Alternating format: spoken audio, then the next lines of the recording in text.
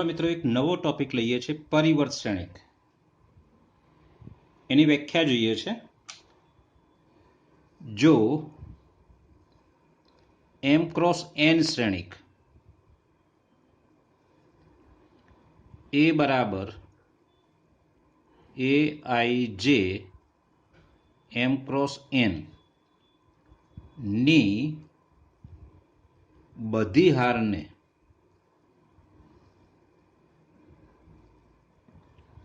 અનુરૂપ સ્તંભમાં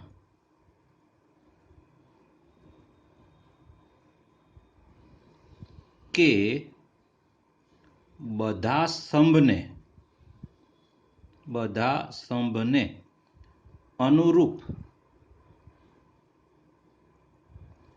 હારમાં અદલા બદલી કરતા મળતા નવા શ્રેણિકને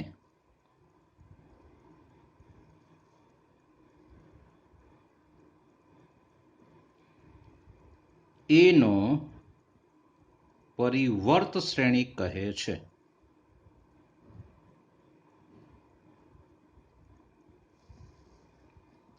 ફરીથી વ્યાખ્યા શું છે તે? જો m ક્રોસ n શ્રેણિક a જે છે m ક્રોસ n શ્રેણિક છે, જોઈ શકાય છે m ક્રોસ n લખ્યું ને અહીંયા a બરાબર. એટલે જો m ક્રોસ n શ્રેણિક a ની બધી હારને અનુરૂપ સ્તંભમાં કે પછી બધા સ્તંભને અનુરૂપ હારમાં અદલા બદલી કરતા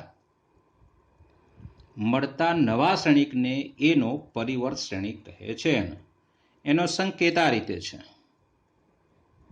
સંકેત એનો ડેશ અથવા એ ઉપર ટી લખાય છે. ટી એટલા માટે કે એનો પરિવર્ત મતલબ ટ્રાન્સપોઝ ઓફ એ, એટલે એનો ટી લખાય છે. ટ્રાન્સપોઝ ઓફ એટલે એનો પરિવર્ત, એવો શબ્દ થાય છે. એક ઉદાહરણ લઈએ, આપણે ખ્યાલ આવશે.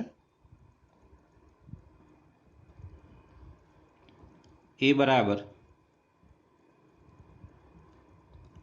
2 3 4 5 આ 6 અને 7 છે.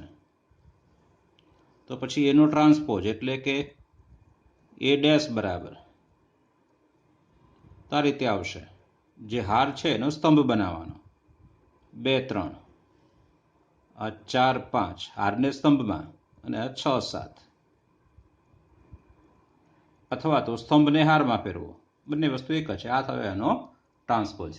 સમજાઈ ગયું? ઓકે, ચલો જુઓ જરા આ બાજુ. સ્વાધ્યાય 3.3માં એનો પહેલો દાખલો, પહેલાનો પહેલો શું કહે છે આપણને? આ શ્રેણિકનો પરિવર્ત શ્રેણિક શોધો. તો પહેલા એ ધારી લેવાનું કે એ બરાબર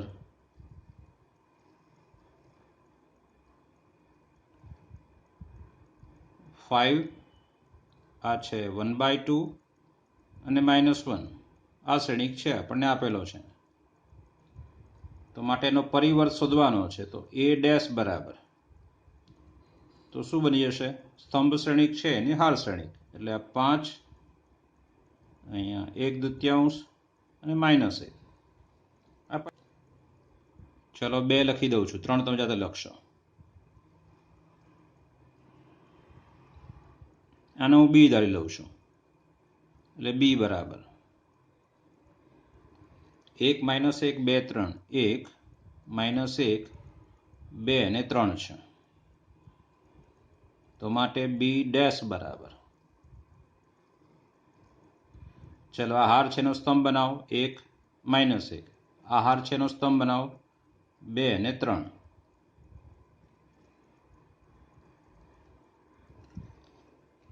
ચલો દાખલા નંબર 2 લઈએ છે.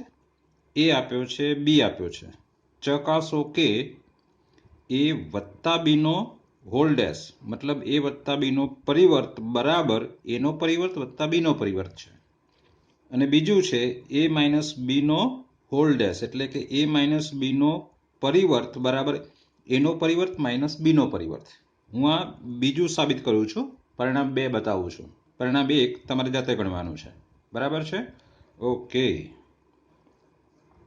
ચલો દાખલા નંબર 2 લઈએ છે. પહેલા a માઇનસ b શોધીશું, એટલે કે a પ્લસ માઇનસ b, એટલે બરાબર શ્રેણિક a લખીએ છીએ.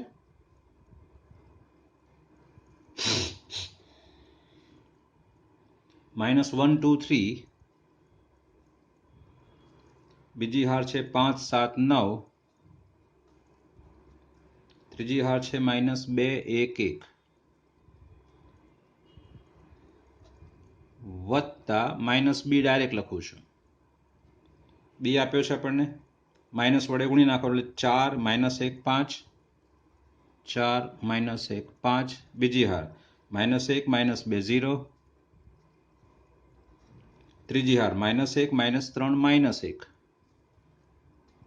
આ થયો -b. ચલો એ બેનો સરવાળો તો ઇઝ ઇક્વલ ટુ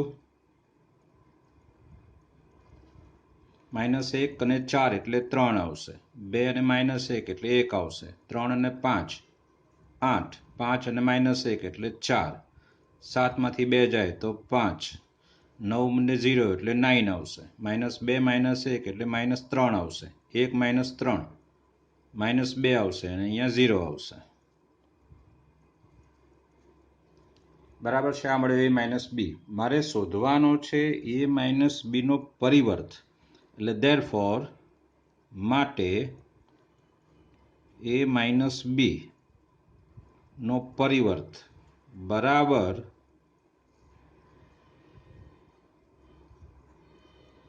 ચલો હારને સ્તંભમાં ફેરવીએ એટલે 3 1 8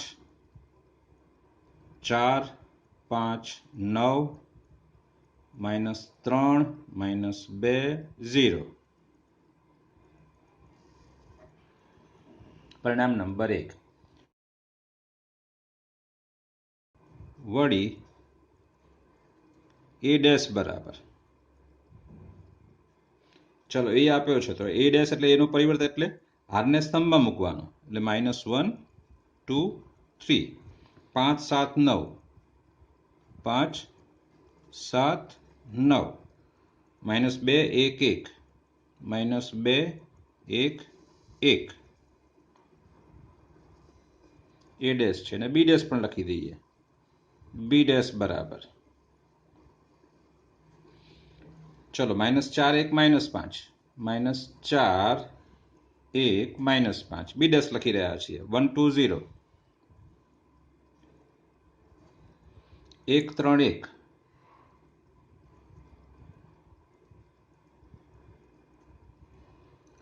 ચલો હવે જે મારે શોધવાનું છે તે આપણે ડાબા શોધ્યો છે, હવે જબા એટલે a ડેશ -b ડેશ એટલે એનો પરિવર્ત -b નો પરિવર્ત રકમમાં અહીંયા.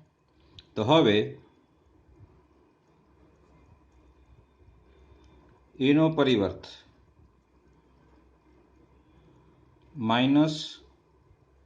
-b નો પરિવર્ત એટલે એનો પરિવર્ત વત્તા -b નો પરિવર્ત, ચલો ઇઝ ઇક્વલ ટુ એનો પરિવર્ત આપણે આ લખ્યો છે તે -1 2 3 5 7 9 -2 1 1 આવશે. ચલો વત્તા -b નો ડેશ એટલે અહીંયા માઇનસ વડે બધાને ગુણવાના છે, એટલે પહેલા માઇનસ વડે આને ગુણી દઈએ આપણે, એટલે 4 -1 -1 -1 -2 -3 5 0 અને -1.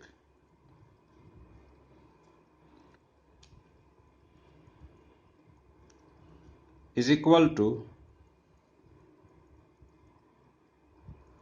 આ બેનો સરવાળો -1 વત્તા 4 એટલે 3, 5 -1 એટલે 4, -2 -1 એટલે -3, 2 -1 એટલે 1, 7 -2 એટલે 5, 1 -3 એટલે -2, 3 વત્તા 5 એટલે 8, 9 વત્તા 0 એટલે 9 છે અને 1 વત્તા -1 એટલે 0 છે. ચલો આને આપણે પરિણામ નંબર 2 આપવાના છીએ. હવે 1 અને 2 જુઓ, જો બંને સમાન છે, 3 4 -3 3 4 -3 1 5 -2 જોઈ શકાય છે, બંને શ્રેણિક સમાન છે. એટલે 1 અને 2 પરથી 1 અને 2 પરથી શું લખી શકાય? જે સાબિત કરવાનું છે તે a માઇનસ b નો પરિવર્ત બરાબર a નો પરિવર્ત માઇનસ b નો પરિવર્ત, જે આપણે સાબિત કરવાનું છે. ચલો મિત્રો, દાખલા નંબર 3 લઈએ છે. એમાં આપણને a ડેશ આપ્યો છે, b આપ્યો છે. ચકાસો કે a પ્લસ b નો હોલ ડેશ બરાબર a dash plus b dash, મતલબ આગળના દાખલા જેવો છે. અને અહીંયા છે a માઇનસ b નો હોલ ડેશ બરાબર a dash minus b dash છે. ઓકે, પહેલો હું ચકાસું છું, બીજો તમારે જાતે ચકાસવાનું છે. ફેર શું છે કે અહીંયા a ડેશ આપ્યો છે, તો પહેલા આપણે a શોધવો પડશે. Example number 3.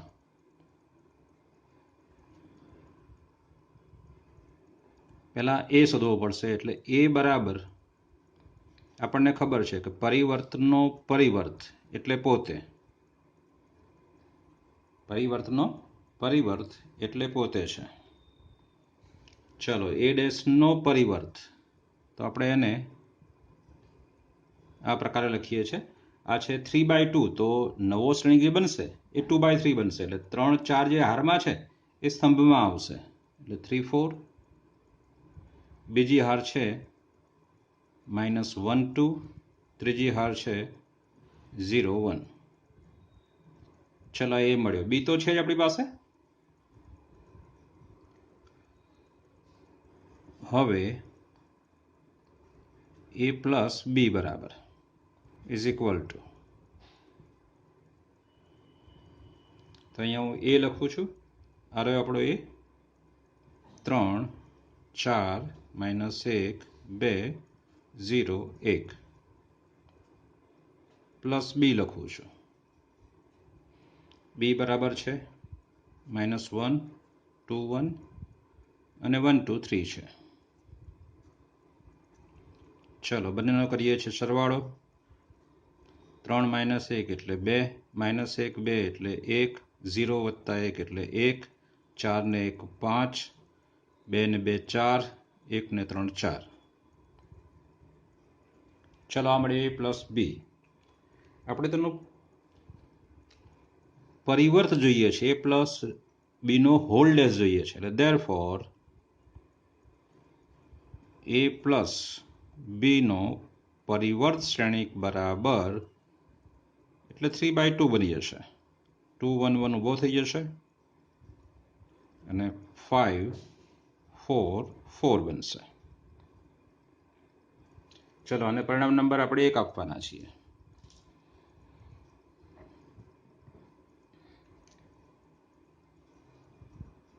વળી b ડેશ બરાબર, b ડેશ લઈએ છીએ. b ડેશ એટલે 3/2 શ્રેણિક બનશે. -1 2 1, હાર છે અને સ્તંભમાં 1 2 3.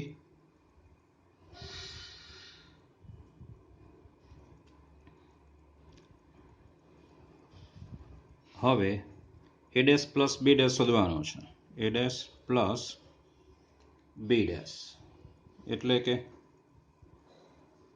અહીંયા a ડેશ લખીશું. a ડેશ આ રહ્યો 3 4 -1 2 અને 0 1 છે. આ a ડેશ છે.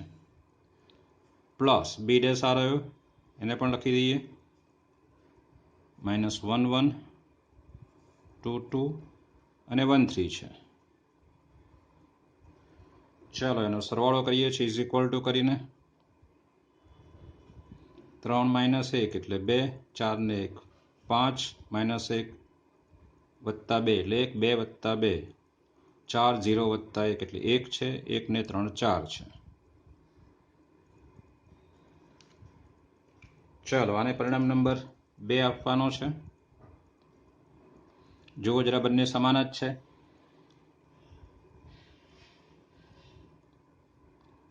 એક અને 2 પરથી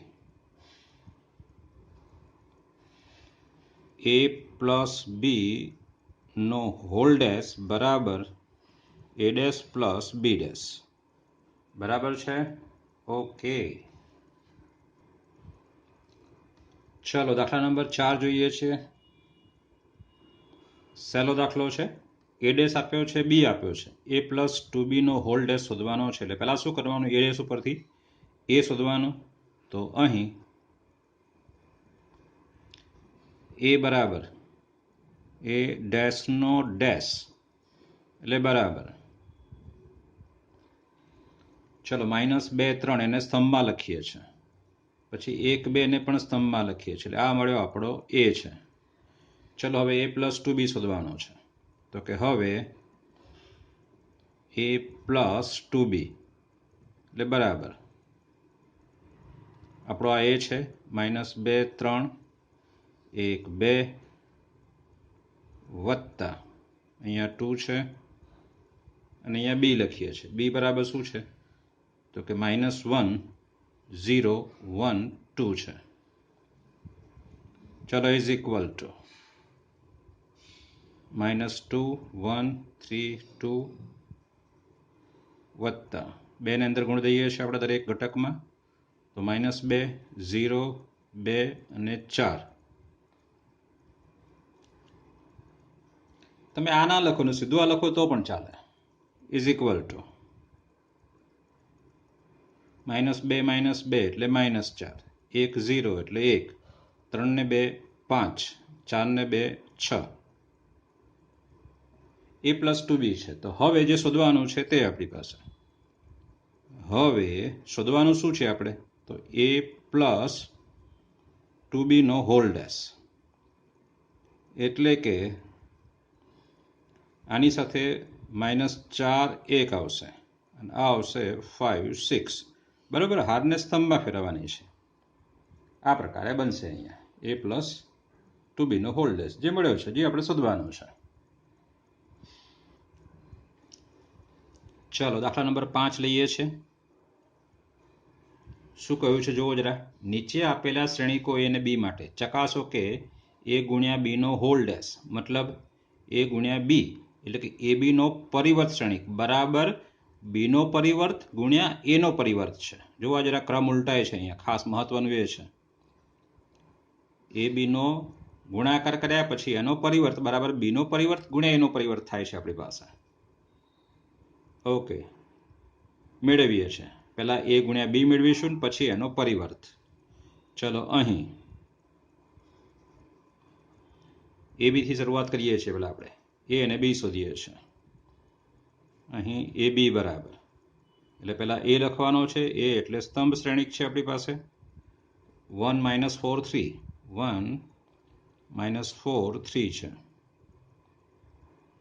અને બી શ્રેણીક છે. -1 2 1 છે. એ હાર શ્રેણીક છે.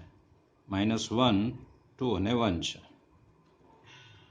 ઇઝ ઇક્વલ ટુ જોવો જરા શું આવશે તે. આ 3/1 છે અને આ 1/3 છે એટલે પરિણામી શ્રેણીક 3/3 આવશે. એ બોલાય નહીં ખાસ. પરિણામી શ્રેણીક 3/3 આવશે એટલે 1 સાથે -1 એટલે આ ઘટક પૂરો થઈ ગયો. પછી પહેલી હાર બીજો સ્તંભ એટલે 1 સાથે 2, પછી પહેલી હાર ત્રીજો સ્તંભ એટલે 1 સાથે 1, આ રીતે આવશે. બીજી હાર પહેલો સ્તંભ એટલે -4 સાથે -1, -4 સાથે 2, -4 સાથે 1. ચલો ત્રીજી હાર પહેલો સ્તંભ એટલે 3 સાથે -1, 3 સાથે 2, 3 સાથે 1.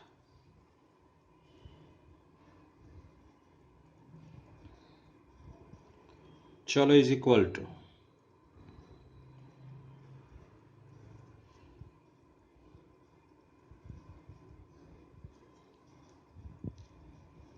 -1 આવશે અહીંયા. પછી 2 એકુ 2, 1 એકુ 1, -+4, 4 દુ 8 પણ -8, -4, -3, 3 દુ 6, 3 એકુ 3.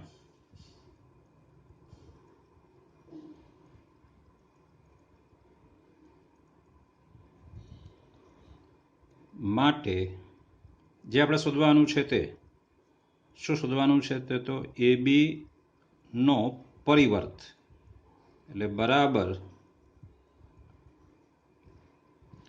આ જે હાર છે એને સ્તંભમાં ફેરવવાનો છે એટલે -1 2 1 બીજી હાર 4 -8 -4 ત્રીજી હાર -3 6 3 ચલો અને પરિણામ નંબર આપણે 1 આપવાનો છે તો વળી આપણે પહેલા a' શોધીશું અને b' શોધીશું વળી b' બરાબર પહેલા b' લખી નાખીએ છીએ આ b છે જરા જોવો જોઈએ આ b છે તો b' એટલે જે હાર શ્રેણિક છે એનો સ્તંભ શ્રેણિક બનશે એટલે -1 2 અને 1 છે ચલો આ a છે તો એનો a' છે એટલે a' બરાબર શું બનશે તો એ હાર શ્રેણિક બનશે સ્તંભ શ્રેણિક છે એનો હાર શ્રેણિક એટલે 1 -4 અને 3 આવશે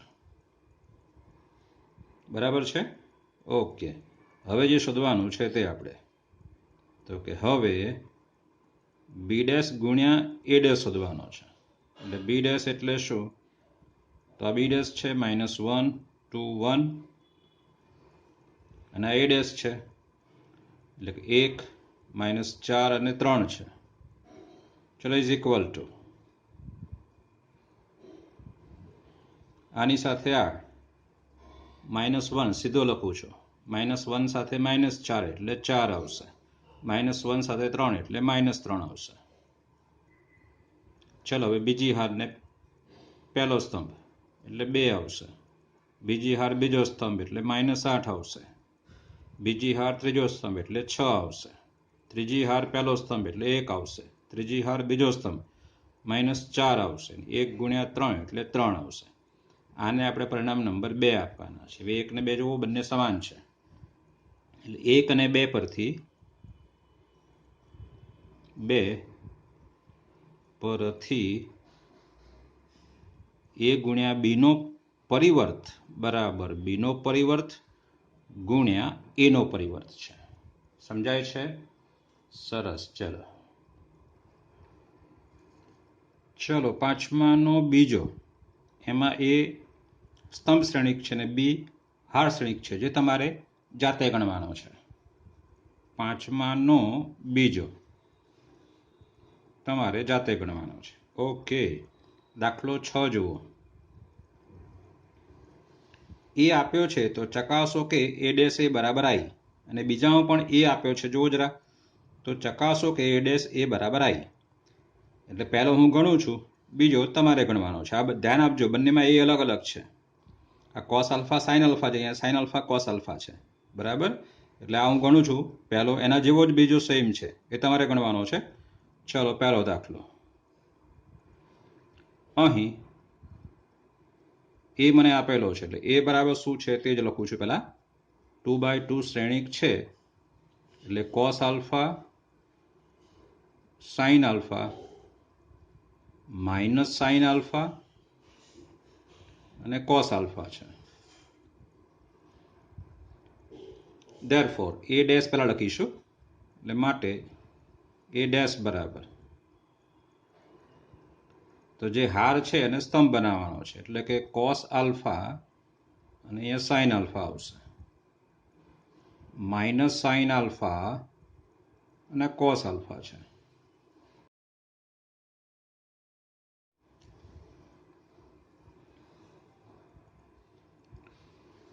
a ડેશ ગુણ્યા a છે તો ઇઝ ઇક્વલ ટુ પહેલા a' લખીએ છીએ એટલે કે cos alpha minus sin alpha sin alpha અહીંયા છે cos આલ્ફા એની સાથે ગુણાકારમાં એ લખવાનો છે એ છે cos alpha sin alpha minus sin alpha અને cos આલ્ફા છે ચલો ઇઝ ઇક્વલ ટુ આર સાથે સ્તંભ ગુણાશે cos ગુણ્યા cos એટલે શું થશે cos square alpha minus minus plus sin square alpha ચલો પહેલી હાર બીજો સ્તંભ cos sin એટલે અહીંયા લખીશું cos alpha into sine alpha વત્તા બેનો ગુણાકાર, પણ એ માઇનસ થશે એટલે માઇનસ શું આવશે અહીંયા સાઇન આલ્ફા કોસ આલ્ફા.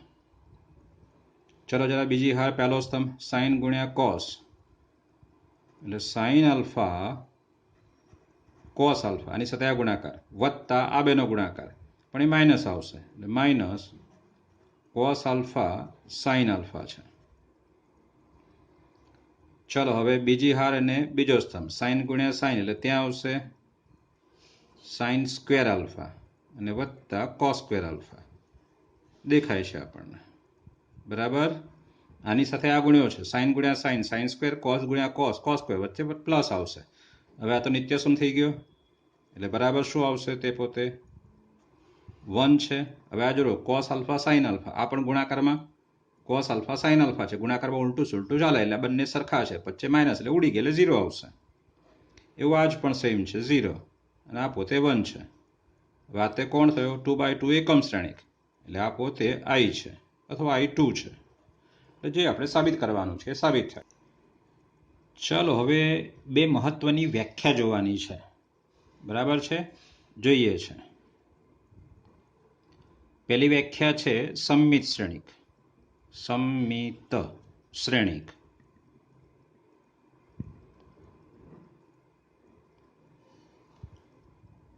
જો ચોરસ શ્રેણિક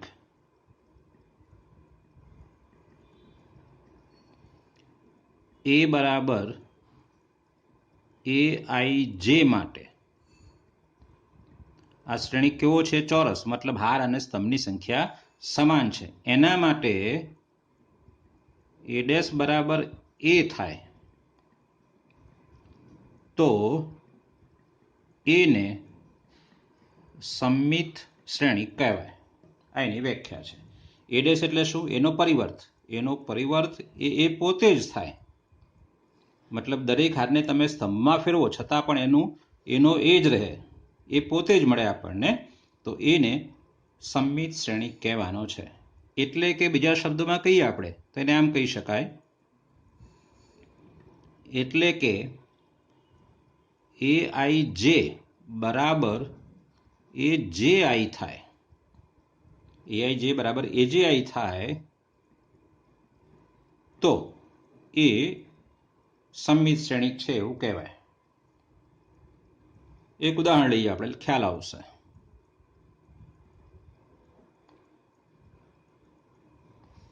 વન 2 3 આ હાર લીધી છે આપણે 2 5 6 3 6 9. જુઓ જરા હવે આ કયો ઘટક છે a12, પહેલી હાર બીજો સ્તંભ એટલે a12 છે.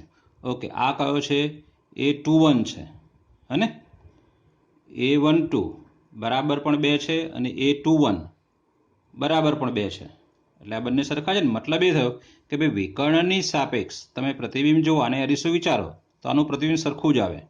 આ કયો ઘટક છે a13, તો આ કયો ઘટક છે a31, ત્રીજી હાર ને પહેલો સ્તંભ, એટલે આની સાથે પ્રતિબિંબ આ પ્રતિબિંબ અહીંયા આ પ્રતિબિંબ અહીંયા સમાન હોય તો આ હંમેશા કેવો થવાનો છે સમમિત જ. કેમ, જરા આને એ કહી દઈએ આપણે અને પછી આને 1 2 3 ના સ્તંભમાં ફેરવો તો જો 1 2 3 એ જ છે ને, 2 5 6 તો આ 2 5 6 જ દેખાય છે આપણને, 3 6 9 તો આ 3 6 9 જ છે. હાર અને સ્તંભ સમાન જ છે એટલે એ ડેશ કરશો મતલબ પરિવર્ત કરશો તો એનું એ જ આવવાનું છે, કંઈ ફેર પડવાનો નથી આપણી પાસે, એ મહત્વનું છે. તો અહીં જોઈ શકાય અને આપણે એ કહી દઈએ છીએ તો અહીં એ ડેશ તમે શોધો છો તો એ ડેશ શું મળશે 1 2 3 એટલે એ બરાબર એ ડેશ બરાબર એ જ થવાનો છે, એટલે માટે અહીંયા એ સમમિત છે,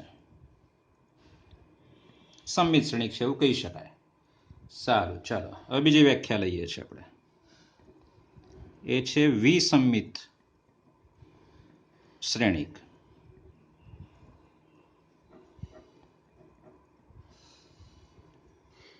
એમાં શું છે આપણે તો ફરીથી વ્યાખ્યા એ પ્રકારે કે જો ચોરસ શ્રેણિક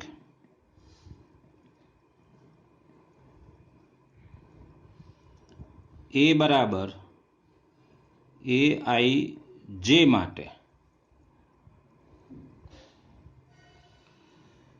માટે એનો પરિવર્ત બરાબર -a થાય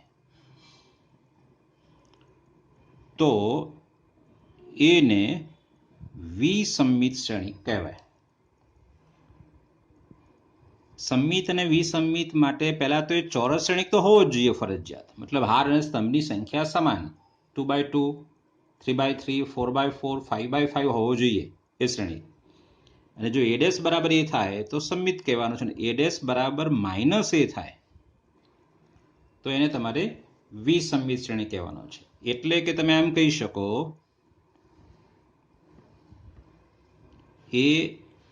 AIJ બરાબર -AJI થવો જોઈએ. મતલબ અહીંયા 2 છે તો અહીંયા -2 હોવો જોઈએ, અહીંયા 3 છે તો અહીંયા -3 હોવો જોઈએ, અહીંયા 6 છે તો અહીંયા -6 હોવો જોઈએ. સમજાય છે હું કહું છું? એમાં AIJ બરાબર -AJI થાય તો એ શ્રેણિક વિસંમિત થાય. પણ એક અહીંયા બીજું ધ્યાન આપો કે એવા ઘટકો છે કે બંને સમાન છે. અહીંયા A11, A22 મતલબ I ને J સમાન છે, તો ત્યાં શું થશે? મહત્વનું આ છે કે જ્યાં એ બંને સમાન છે, AI જેની જગ્યાએ આપણે I લખી દઈએ તો આવું થશે ને ભાઈ. J બરાબર I હોય મતલબ બંને હાર અને સ્તંભના ઘટકો સમાન હોય, એટલે 1 1 2 2 એના માટે. તો હવે આમ AII બરાબર -AII, હવે આને બદલો તો શું મળશે આપણને અહીંયા? તો therefore 2AII બરાબર 0. મતલબ શું થયો કે AII બરાબર 0. મતલબ જે આ બે સમાન ઘટકો બને, મતલબ A11, A22, A33 એ હંમેશા 0 જ હશે તો જ વિસંમિત થાય, નહીં તો વિસંમિત થઈ શકે નહીં. એ મહત્વનું છે. I ને J જ્યાં સમાન છે ત્યાં આ ઘટક આપણે 0 0 લેવા પડે તો જ એ વિસંમિત થઈ શકે, કારણ કે તો જ આ ગુણધર્મનું પાલન થાય, નહીં તો પાલન થઈ શકે નહીં. એ મહત્વનું છે. એટલે 2 નો અહીંયા -2, 3 નો અહીંયા -3, 6 નો અહીંયા -6, પણ આ 3 ઘટક કયા હશે? એમાં 0 0 0. વિસંમિત શ્રેણિકમાં હંમેશા આ 0 0 0 હશે તો જ એ શક્ય બનશે, નહીં તો શક્ય બનશે નહીં. કારણ કે 0માં ધન 0 કે ઋણ 0 એવું કંઈ હોતું નથી, એટલે 0 + -0 થાય. એટલે આ જે ઘટકો છે હંમેશા 0 હોવા જોઈએ, એ મહત્વનું છે. ચલો એક ઉદાહરણ લઈએ. આમાં ઉદાહરણ લઈ લઈએ આપણે કે A બરાબર 0 -1 2, 1 0 3, -2 -3 અને 0. ચલો therefore A' બરાબર શું થશે તે? therefore A' બરાબર A' એટલે A નો પરિવર્ત શ્રેણિક. ચલો આને આપણે સ્તંભમાં લખીશું 0 -1 2, બીજી હાર છે 1 0 3, ત્રીજી હાર છે -2 -3 અને 0 છે. ઓકે, વળી અહીંયા -a લખો જોવો જરા. વળી -a બરાબર શું થશે? -a એટલે દરેકને માઇનસ વડે ગુણવાનું આપણે, એટલે માઇનસ વડે 0 તો 0 જ થશે, અહીંયા +1 થશે, અહીંયા -2. ચલો આને -1, 0 નો 0 જ રહેશે, -3, આ 2 થશે, માઇનસ વડે ગુણીશું તો આ 3 થશે અને 0 થશે. જોઈ શકાય છે બરાબર. જુઓ આ બંને સમાન છે, 0 1 -2, 0 1 -2, -1 0 -3, -1 0 -3, 2 3 0, 2 3 0. જોઈ શકાય છે. એટલે A' બરાબર -a થાય છે. એટલે માટે આ એ શ્રેણિક કેવો છે? વિસંમિત. એટલે કે આમ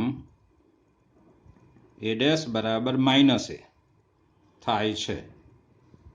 એટલે માટે એ કેવો છે? વિસંમિત છે. વિસંમિત છે. સમજાયું આમાં? હા, વિસંમિત જોઈને જ ખ્યાલ આવી જશે તમને કે ભાઈ વિસંમિત છે કે પહેલા આ ત્રણેય વિકર્ણ ઘટક ત્રણેય શૂન્ય હોવા જોઈએ. અને એને તમે અરીસો કલ્પો તો એનું પ્રતિબિંબ હંમેશા વિરોધી સંખ્યા, 2 નું પ્રતિબિંબ -2, 3 નું પ્રતિબિંબ -3, એટલે આ વિસંમિત છે. સંમિતમાં શું થાય છે? સંમિતમાં અહીંયા કોઈ પણ ઘટક હોઈ શકે, વિકર્ણમાં કોઈ પણ ઘટક. હા, એને અરીસો કલ્પો એટલે -1 નું પ્રતિબિંબ -1 જ આવવું જોઈએ સંમિતમાં. આપણે જોયું ને આગળ એ પ્રકારે. સારું, ચાલો.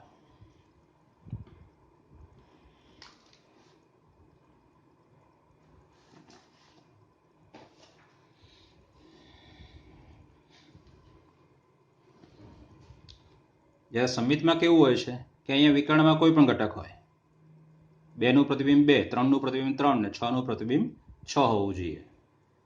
જ્યારે વિસંમિતમાં વિકર્ણ ઘટક 0 હોય અને પ્રતિબિંબ વિરોધી સંખ્યા હોય છે. પ્રતિબિંબ વિરોધી સંખ્યા હોય છે.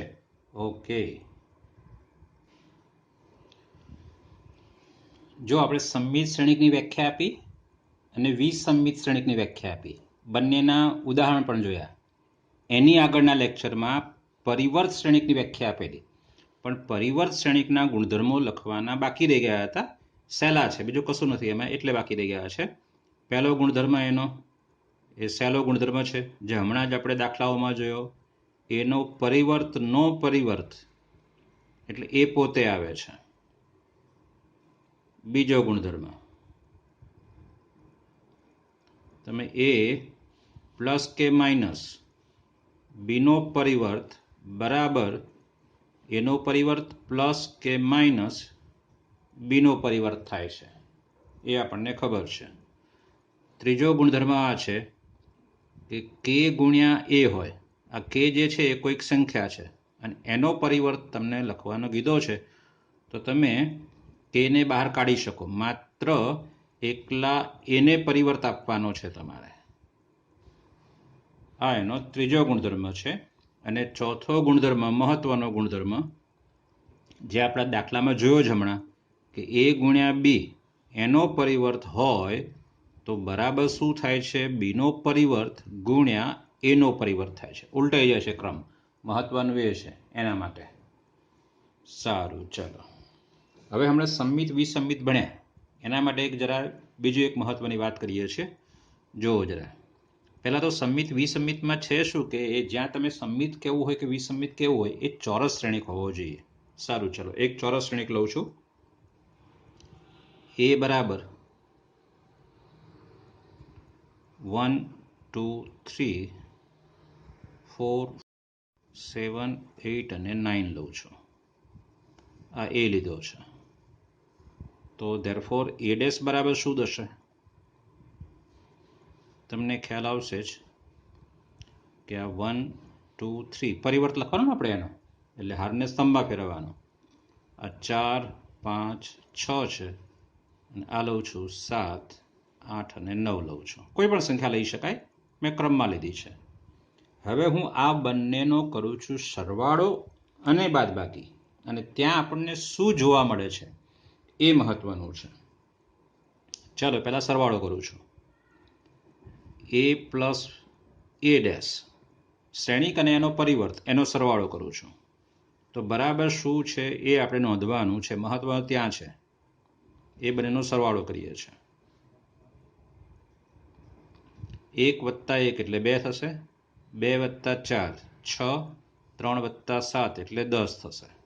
ચલો 4 + 2 એટલે 6, 5 + 5 એટલે 10, 6 + 8, 8 ને 6 14. ચલો અહીંયા 7 ને 3 10, 8 ને 6 14, 9 ને 9 18. બરાબર જુઓ આની સામે, આ વિકર્ણ ઘટક છે. હા, આ પોતે વિકર્ણ ઘટક છે. એનું પ્રતિબિંબ જોવું હોય, વિકર્ણની સાપેક્ષ પ્રતિબિંબ 6 નું પ્રતિબિંબ 6, 10 નું પ્રતિબિંબ 10, 14 નું પ્રતિબિંબ 14. મતલબ આજનો નવો જ આ બેના સરવાળાથી નવો શ્રેણિક મળ્યો. એ શું છે? સંમિત શ્રેણિક છે. આ પોતે સંમિત છે. સમજાય છે? કારણ કે જુઓ 2 6 10 તો ઉભો સ્તંભ પણ 2 6 10 જ છે. બીજી હાર 6 10 14 તો બીજો સ્તંભ 6 10 14 જ છે. ત્રીજી હાર 10 14 18 તો ત્રીજો સ્તંભ 10 14 18 જ છે. એટલે આ બેનો સરવાળો એ અને એ ડેશનો સરવાળો એટલે શ્રેણિક અને એના પરિવર્ત શ્રેણિકનો સરવાળો કરો તો હંમેશા એ સંમિત શ્રેણિક જ મળે છે. ચલો હવે કરીએ છીએ બાદબાકી. એ માઇનસ એ ડેશ બરાબર શું મળે છે જોવો હવે. ચાલો એકમાંથી એક બાદ કરો એટલે 0 આવશે, બેમાંથી 4 બાદ કરો તો -2 આવશે, 3માંથી 7 બાદ કરો -4 આવશે. ચલો હવે 4માંથી 2 બાદ કરો તો 2 આવશે, 5 અને 5માંથી 5 બાદ કરો તો 0 આવશે, 6માંથી 8 બાદ કરો તો -2 આવશે. ચલો ત્રીજી હાર બંનેમાં 7માંથી 3 બાદ કરો તો 4 આવશે, 8માંથી 6 બાદ કરો તો 2 આવશે અને 9માંથી 9 બાદ કરો તો 0 આવશે. જો જરા અવલોકન કર્યું તમે અહીંયા કે વિકર્ણ ઘટક બધા 0 મળ્યા. અને હા, આને તમે અરીસો ગણો તો એનું પ્રતિબિંબ -2 નું પ્રતિબિંબ 2 મતલબ વિરોધી સંખ્યા, -4 નું પ્રતિબિંબ 4 વિરોધી સંખ્યા, -2 નું પ્રતિબિંબ 2 વિરોધી સંખ્યા, એટલે આ પોતે વિસંમિત શ્રેણિક બને છે. આ જે સંમિત છે એ સંમિત શ્રેણિક બને છે આ પોતે, અને આ શું છે જે વિસંમિત શ્રેણિક. સમજાય છે? એટલે આ બે શ્રેણિકનો મતલબ શ્રેણિક અને એના પરિવર્તનો સરવાળો એ હંમેશા સંમિત હોય છે અને શ્રેણિક અને એના પરિવર્તની બાદબાકી હંમેશા વિસંમિત હોય છે.